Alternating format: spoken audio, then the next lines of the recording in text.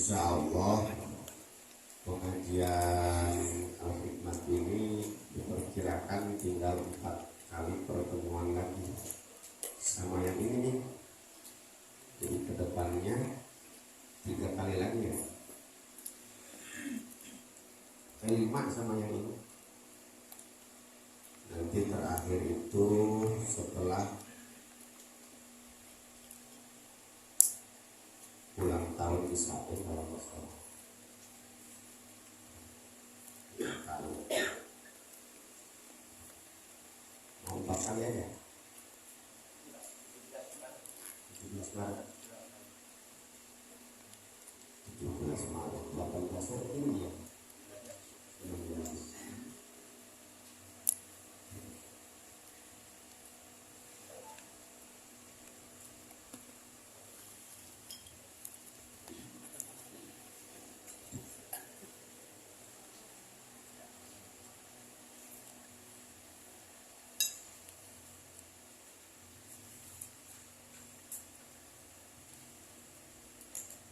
Hal yang dapat membatalkan wudhu bagian ketiga adalah memegang farji,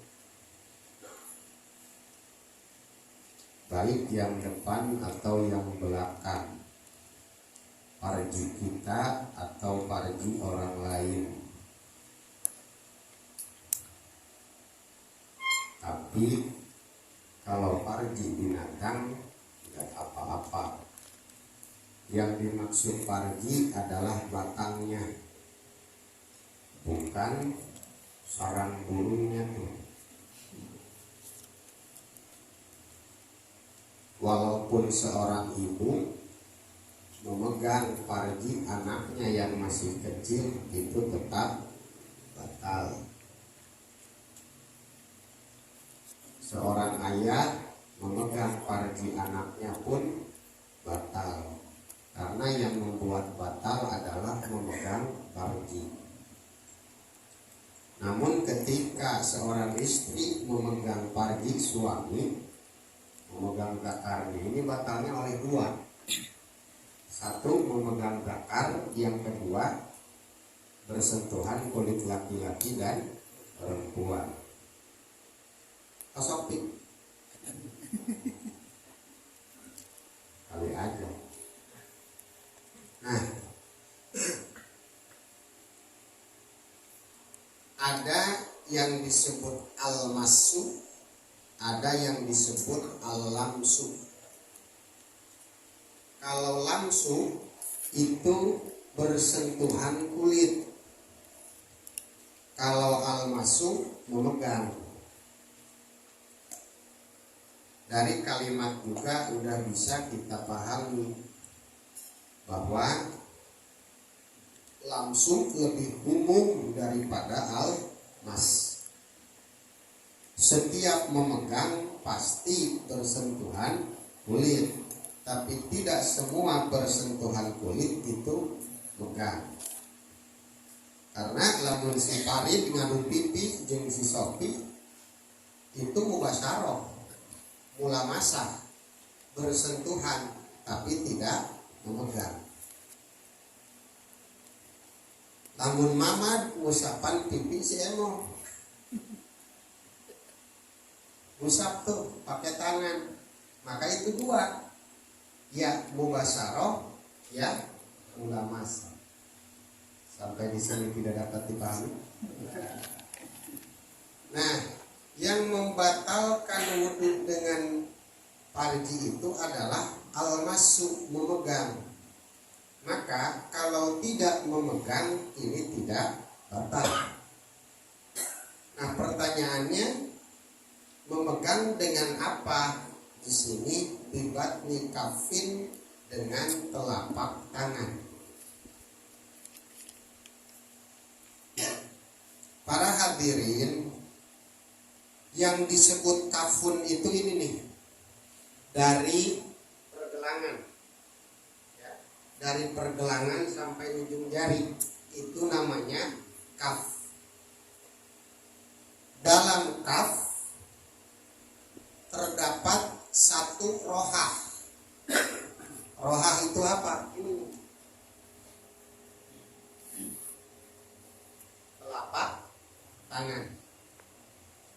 Yang kedua ada lagi asobe. Apa itu asobe? Jari.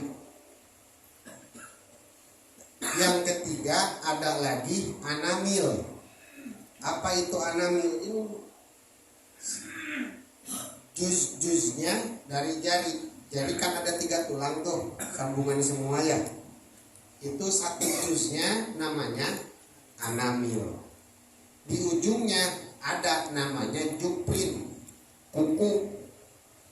Dulu sekolah NH ada nama guru namanya Pak Jupri. Itu singkatan juri piriwit. Ingat kan siapa yang bikin singkatan? Dari Pak ini Jupri juri piriwit itu. Bastari basok tarigu aya anakna di dieu.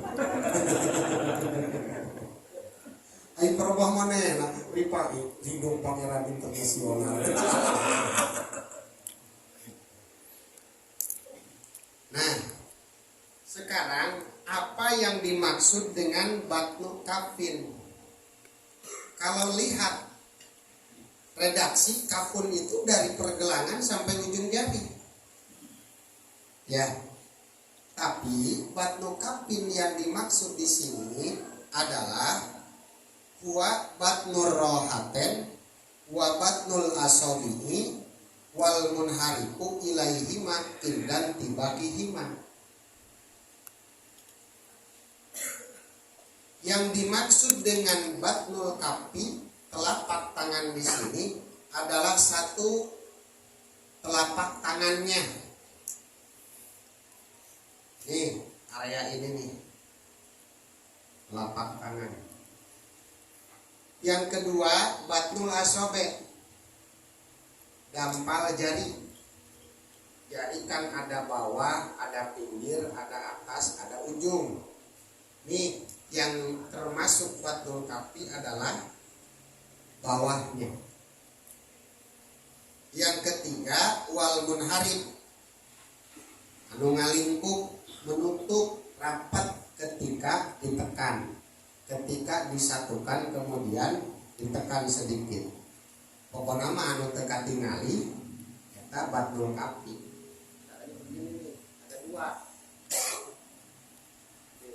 2. Yang tidak terlihat itu namanya batnul kafi. Ada lagi yang begini. Yang masih terlihat ini tidak dapat membatalkan ini ketika kita batalkan. Ini namanya batkur rohaten. Yang ini namanya butunul asabi. Ini pinggiran ini nih al munharib.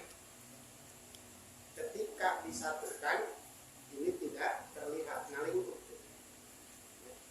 Jadi mah lamun kunjana batal. 1 ini, 2 ini, 3 ini di pinggir. Itu 3. Jadi menyebutkan bibatni kafin ia tidak secara mutlak, melainkan ditahsis dengan qaid 1 batnul rohaten, 2 batnul asobi, 3 al munharib. Di mana dalilnya? Karena ada hadis Nabi man massa farjahu. Hal seperti ini dalam bahasa Arab sudah lumrah. Menyebutkan kafun tapi yang dimaksud sebahagiannya. Masuknya kalamnya kalam majaz. Majazna majaz mursal min babi itlaqil kul wa iradatil juz. Nyebutin semua tapi yang dimaksud sebahagiannya saja. Syahidnya ada dalam Al-Qur'an. Yaj'aluna asabi'ahum fi adanihim. Orang-orang munafik ketika ayat Al-Qur'an dibacakan, mereka memasukkan asobe, memasukkan jari-jarinya ke dalam lubang telinga. Pertanyaannya, jari ada berapa? satu-satunya sebesar apa, sementara lubang telinga sebesar apa. Mustahil menurut adat ada orang memasukkan semua jarinya ke dalam kuping. Kan kalimatnya asobe, asobe itu jamak minimal 3. Apakah mungkin 3 jari masuk ke dalam lubang telinga? Kan menurut adat enggak mungkin, mustahil. 2 jari masuk enggak itu Bajil? Hah? Enggak. Rahasia.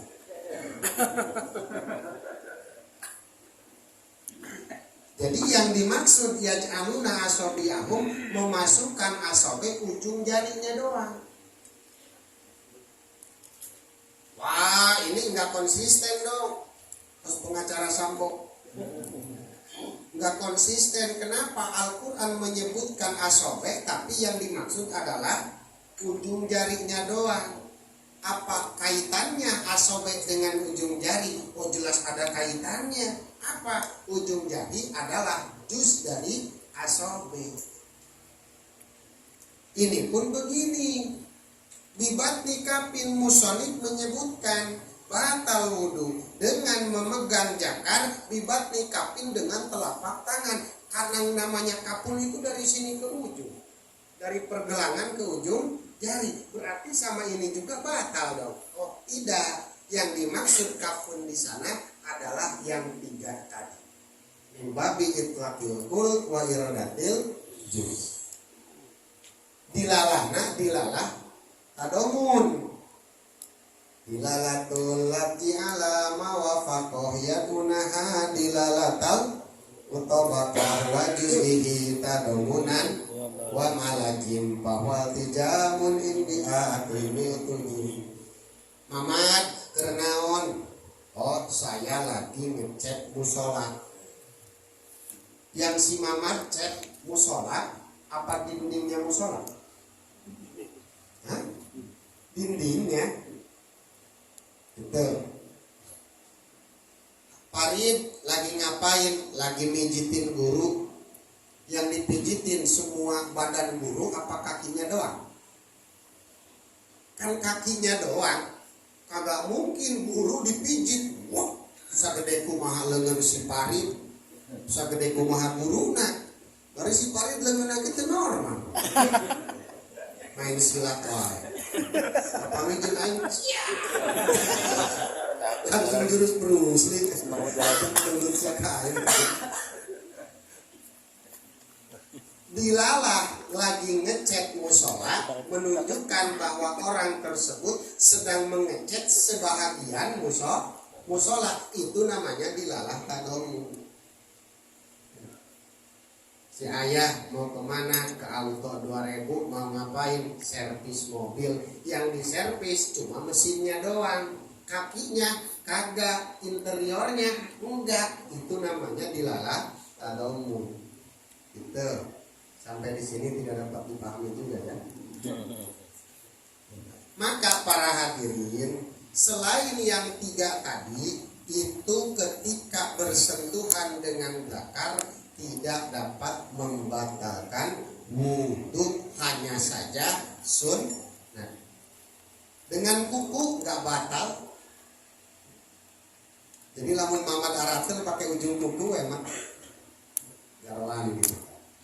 Sampai ke kalecet. Makanya dia duna rumusil asobi'i, tidak batal jika menyentuh zakar dengan ujung jari, tidak batal menyentuh zakar jika wahir bil kafi dengan pinggiran telapak tangan ini. Karena ini kan kalau ditutup ini masih kelihatan. Jadi kalau sama ininya nggak batal. Aneh ya.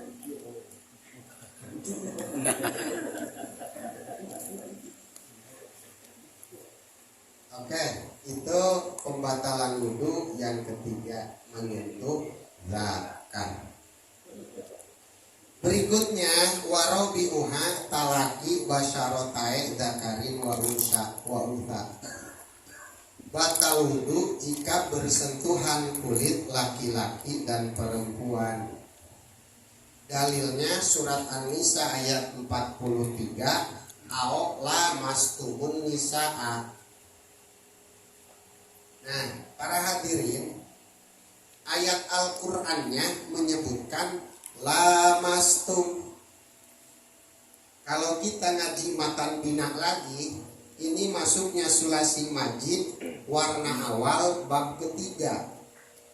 An-nau usalisu fa'ala yufa'ilu mufa maujunuhu qatala yuqatilu muqa wa alamatuhu ayyakuna madihi ala arba'ati ahrufin bi ziyadati alifin bainal fa'i wal aini wa bina'uhu litaksir wa bina'uhu lil musyarakah. Kalau doroba memukul, tapi kalau doroba saling memukul. Ina musyarakah. Kalau qatala membunuh, tapi kalau qatala saling membunuh. Nah, Al-Qur'an lafadznya au lamastum, saling menyentuh. Tapi ditafsirkan ayat tersebut ayat lamistum. Bukan bersaling menyentuh saja, cukup seseorang yang menyentuh maka dia batal. Tidak usah saling bersentuhan. Si A memegang, si B pun memegang. Si A menempelkan kulitnya, si B pun menempelkan kulitnya. Cukup dengan lamistum itu pun sudah batal. Kenapa? Karena tidak akan ada mulamasah kalau tidak ada langsung. Tidak akan saling bersentuhan kalau tidak ada sentuhan. Saya kasih ilustrasi seperti ini.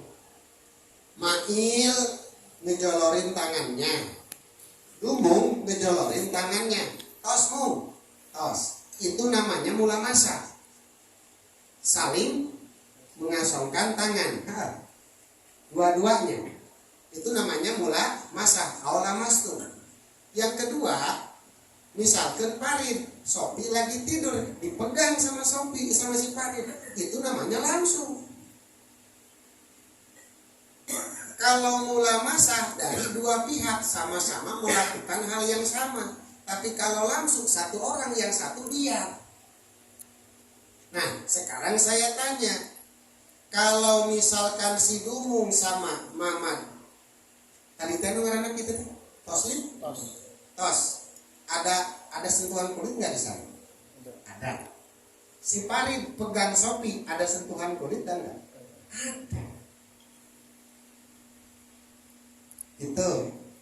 Makanya Imam Syafi'i diartikan aula mastum, asal megang saja maka batal. Satu, batal yang memegangnya. Dua, batal yang dipegangnya. Satu, batal yang menyentuhnya. Dua, batal yang disentuhnya. Apa beda? Bedanya kieu. Kalau lamastum, suami colek istri.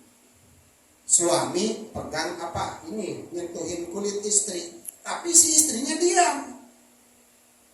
Maka yang batal kudu suami saja, si istri enggak. Kalau diartikan lamastum. Tapi kalau diartikan lamistum, asal ada sentuhan aja. Maka walaupun istri sedang tidur, kita colek, maka wudu kita batal. Kalau seandainya istri punya wudu pun dia juga batal. Itu lamistum. Ini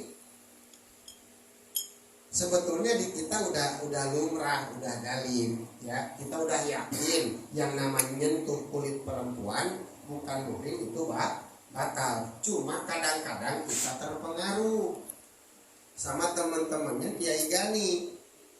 Kenapa? Mereka kan kadang-kadang habis wudu pegang tangan istri di bawah tawaf. Ditanya, kenapa nggak wudu lagi? Lah, kata siapa batal? Gitu. Kata siapa batal? Saya nggak batal. Kenapa? Ternyata para hadirin, lafaz lamastum di sini 4 madhab semua berbeda. banget mazhab Hanafi. Lamastum di artian jamatum. Yang dapat membatalkan wudhu itu jika kita menyetubuhi istri. Jadi kalau kita cuma pegang istri nggak batal, kita cium istri nggak batal, walaupun kita sampai mangkreng, sempit tuh celana, bersentuhan dengan istri walaupun dengan syahwat tapi tidak terjadi persetubuhan, itu tidak batal. Siapa ini? Madhab Hanafi. Yang kedua, maksud lamastum di sini adalah bersentuhan dengan syahwat. Artinya kalau serempet-serempet doang, kita mau masuk kamar, istri keluar, beraduk lalu kulit, bersentuhanlah kita sama istri, boro-boro nafsu, malah kita risih. Gimana itu? Kalau tidak ada syahwat nggak masalah, kalau ada syahwat baru ada masalah. Misalkan ya bajil punya wudhu, istrinya punya wudhu, duaan sambil nonton TV, nangkara berdua, kaki bajil numpang sama kaki bininya. Gimana? Belum ada syahwat, nggak batal. Geser-geser dikit-dikit tuh, gesek. Awal-awalnya numpang ke bitis, ujung nama semua jadi numpang. Timbul syahwat. No, begitu datang syahwat barulah batal. Ini artian lamastum yang kedua. Siapa yang mengatakan ini? Imam Maliki, Imam Hambali. Itu para hadirin. Nah, yang ketiga, artian lamastum itu bimakna lamistum, asal menyentuh doang. Siapa ini? Imam Syafi'i. Kita konsisten. Nanti ada ya. Kalau dalam anak-anak ada di jilid 2 sebelum paslun fi sholati alal mayyit. Jangan sampai seperti ini nih. Kita wudhunya wudhu pakai Syafi'i. Basuh wajah, basuh tangan, usap kepala sedikit, kemudian basuh kaki. Begitu kita pegang istri, kita lanjut sholat, enggak wudhu lagi. Begitu ditanya, bang, abang kenapa langsung sholat? Kan tadi udah nyentuh bini. Lah, emang batal bang? Kata siapa? Imam Malik mereka enggak membatalkan. Ngapain repot-repot? Abang batal wudhunya. Masalahnya bukan dinyentuh istrinya ini. Wudhu abang pakai wudhu siapa? Prakteknya tadi pakai wudhu mazhab Syafi'i, usap kepala cuma sedikit. Nanti dijelasin man ada ibadatan muhtalapan fisihatiha, siapa orang yang melaksanakan satu praktek ibadah tapi yang kontroversial. Ngerti tuh ya? Kontroversi. Lamun tengah teh sorokan ke Al-Kindi. Aing ieu ngomong ki gara-gara wau jeung manehna.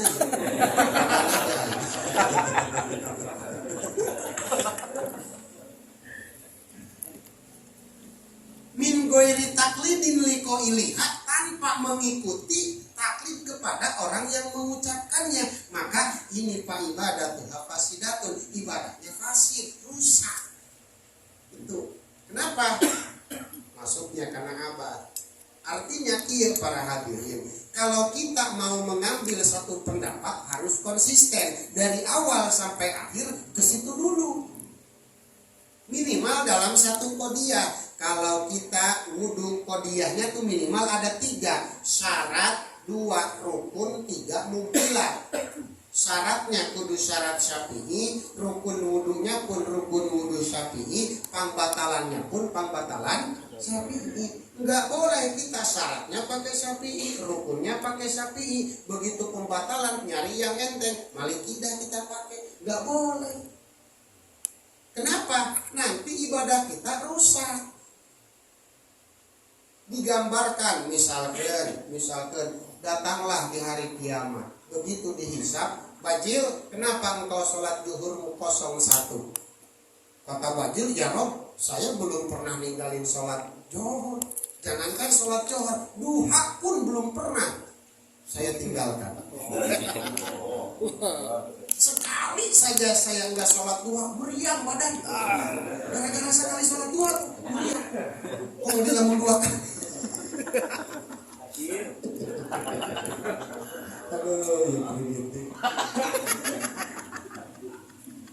Dipanggil malaikat. Malaikat, siapa yang menulis amalan ini? Saya, ya Rob. Kenapa ini orang ini mengakunya dia sholat johor, padahal kamu tulis enggak? Oh, mohon maaf ya Rob, sholatnya enggak sah. Hei Bajil, sholatmu kagak sah. Kenapa kagak sah? Ditanya malaikat, kenapa dia ini enggak sah? Karena sebelum sholat dia sempat bersentuhan dengan istrinya. Benar? Ya, kata Bajil. Bukan saya bersentuhan, istri saya yang colek saya. Terus saya lanjut sholat. Kenapa? Kan kata Imam Malik, wudunya enggak batal. Dipanggil Imam Malik. Benar kau menghukumi orang tersebut sholatnya sah. Oh maaf, kata Imam Malik, orang tersebut sholatnya enggak sah. Kenapa? Enggak wudu. Kata siapa? Imam Malik. Kenapa? Wudunya cuma asup kepala sedikit doang. Imam Malik ketika wudu wajib semua. Yang kedua, wajib kulit kepala tersentuh air, harus basah sama air. Tuh. Imam Malik. Kalau Imam Syafi'i dikit juga jadi. Rambut doang jadi. Misalkan bung sakieu. Ayo rek irit mah. Keun men kene ayo mau ibadahna irit mah kieu Allah rezekina diiritkeun. Ayo kana ibadah sing boros. Cek Imam Malik nggak sah wudunya. Jadi gimana sholatnya mau sah sementara wudunya pun tidak sah. Satu tuh kalah nggak sambung. Karena di Imam Malik tuh kalau lihat di Mekah ya, si ayah kemarin baru umroh, lihat orang-orang mazhab Maliki rata-rata kepalanya botak tapi jenggotnya panjang. Kenapa? Mazhab Malik wajib ketika wudu membasahi semua kulit kepala. Jadi kalau ada rambut mereka khawatir kulit kepalanya tidak basah. Jadi enggak sah. Yang kedua, kenapa jenggotnya panjang? Karena cukur jenggot menurut mazhab Maliki hukumnya haram. Imam Syafi'i diharapkan. Tapi ijtihad lagi, datang kawal jadid menyukur jenggot hukumnya makruh. Syafi'i tak dulunya mengharamkan. Ya, makanya juga itu dipiara wae. Odang. Odang jawa tayawa tak panjang aya 3 anu muis. Orang ku aing rek di alam. Udang. Lagi tidur. Asyik. Jangan tuh bodas lah orang itu. Sudah dari itu. Itu wah, maksud coba nu hari bengkak kajen. Tuh kalau Maliki itu seperti itu bisa kita ini buktikan ya apa bisa kita lihat oh wajar. Terus kita lihat tuh kalau di Masjidil Haram orang-orang Maliki kalau wudu masya Allah api apa yang dibasuhan sampai kadang-kadang ke bajunya basah. Kenapa? Maliki mewajibkan seperti itu. Kita kalau lamun dilihat dari pinggir aja, palanya botak, jenggotnya panjang. Udah kayak lambang odol tuh formula cap orang.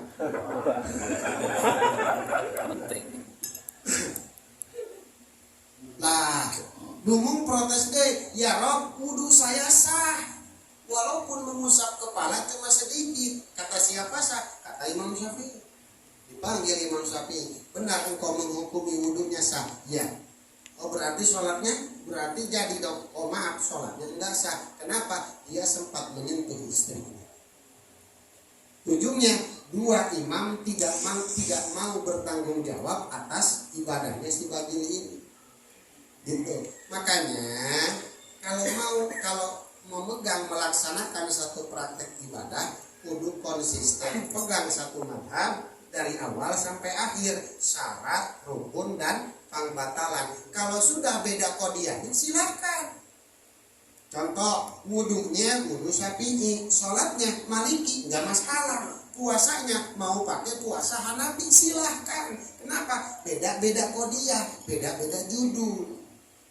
Bahkan kalau bisa nih yang bagus mah ahli fikih benar-benar mempelajari semua madhab. Seminggu Hanafi, seminggu Syafi'i, seminggu Maliki, seminggu Hambali. Silahkan. Minggu kelima Pak itu Wahabi, kan keren. Bang, tumben datang tahlilan kemarin bukannya anti, oh itu minggu kelima, sekarang minggu ketiga, saya pro. Nyawa di memedikom kosong. Tuh, jadi jangan ini lagi, jangan bentar lagi. Silahkan. Kalau misalkan terdesak, silahkan. Saya pernah dulu ya, waktu di Mekah mempelajari wudunya Maliki seperti apa. Ringan sebetulnya, ringan. Cuma Maliki itu digosok-gosok. Itu nggak boleh ada yang panjang. Kalau Syafi'i nggak apa-apa kuku panjang. Di kuku tuh mesti dempes. Kalau Maliki, kuku mesti dempes ini. Kalau ketika wudu kita gosok-gosok sini. Terus siwak sebelum wudu mazhab Maliki wajib. Ai manyorang meraktekeun ngalah wudu Maliki.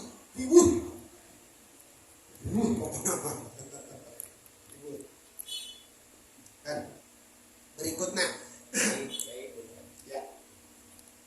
Kalau tadi praktek wudunya kemudian dalam konteks pembatalannya tidak mengambil Syafi'i berdampak ke akhirat, berarti wajib ke akhirat ya. Lalu bagaimana dalam takut ibadahnya kalau dia menyentuh istrinya pada wudunya pakai Syafi'i, dia tetap sholat karena beranggapan bahwa menyentuh istrinya batal karena pakai yang lain. Lalu bagaimana kalau wudunya tadi mazhab Syafi'i tapi praktek ibadahnya Maliki saatnya? Oh beda dia. Wudunya Syafi'i, sholatnya Maliki nggak masalah. Yang penting beda kodnya. Beda kodnya. Iya. Nah, ketika wudunya Syafi'i, maka syarat, rukun dan batal itu pakai Syafi'i. Kemudian sekarang sholatnya mau pakai Maliki, silakan. Syarat, rukun dan pembatalan sholatnya pakai Maliki. Gitu. Sholat ba'diyah, silakan. Ba'diyahnya saya mau pakai Hambali, silakan. Tapi syarat rukun dan pembatalannya kudu Hambali. Itu adapun tadi masalah akhirat itu ilustrasi ya, ilustrasi seandainya nanti sampai ke akhirat sholat kita tidak dianggap sah. Itu kenapa? Ibadahnya itu ibadah fasid karena dalilnya semerawut, acak-acakan, ngambil yang gampang saja. Kalau dipretelin panjang masuk ke syarah hadis apa itu ya Allah, siapa orang yang mengartikan Al-Quran, mengartikan hadis biroihi, man fassarul Qur'ana biroihi faliyatabawa maq'adahu minannar. Dia mau ngikutin kehendaknya aja, keinginan aja, nyari yang mudah-mudah. Al-Quran yang ini saya artikan ke sini, yang ini beda lagi ke sini lagi. Enggak konsisten.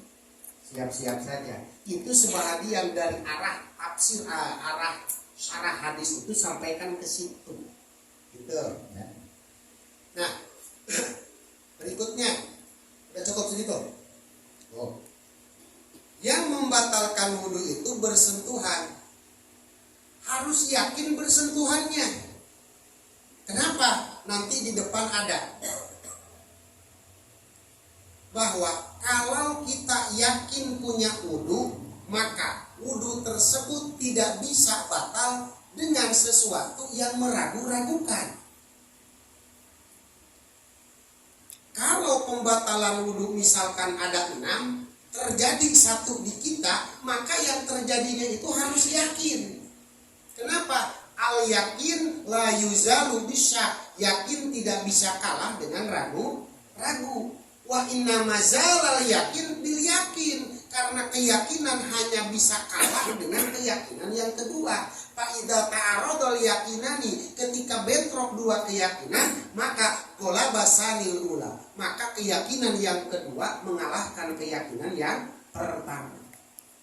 Sekarang kita habis wudhu, kan yakin bahwa kita punya wudhu. Sekarang yang kedua, kita yakin bersentuhan kulit dengan istri, maka wudhu kita jadi batal. Pertanyaannya, bagaimana kalau wudhunya kita yakin, sementara bersentuhan kulitnya ini kita nggak yakin? Lau syakka hal ma'lamisahu sahrun al basarun lam yantaki. Kalau kita ragu-ragu tadi itu bersentuhan kulit atau tidak, maka wudhunya belum batal. Dua, yakin menyentuh tapi ragu-ragu, tahu rambut tahu kulit. Tadi saya pegang itu kena rambutnya doang apa kena kulitnya, itu belum batal. Tuh, begitupun saya tadi lagi tawaf, ada yang nyolek, tapi yang nyoleknya ini dua orang lewat tadi. Tahu yang depan lakinya, tahu yang belakang istrinya. Kalau yang depan nggak batal, kalau yang belakang kan istrinya. Mungkin kita batal. Ahya basaratun rajulin aw imra'atin, itu pun enggak batal. Tadi saya nyentuh salaman sama ibu-ibu, tapi salamannya cuma sekali. Dari ibu-ibu itu kan banyak, empok saya, adik saya, bibi saya, uak saya. Ini tadi yang nyolek saya tahu empok saya, tahu orang lain. Gimana? Kita nggak bisa memastikan, maka itu pun wudhunya belum batal. Dengan dasar seperti tadi, kalau kita yakin punya wudhu, hanya akan batal jika kita meyakini hal yang dapat membatalkan wudhu. Kalau hal yang dapat membatalkan wudhunya kita tidak sampai yakin, melainkan baru syak, bahkan baru zon 75%, itu pun tidak batal. Innama zalal yakin bil yakin. Keyakinan hanya bisa hilang dengan keyakinan lagi. Ya, lau akhbarahu abdun wallahu a'lam bishawab. Allah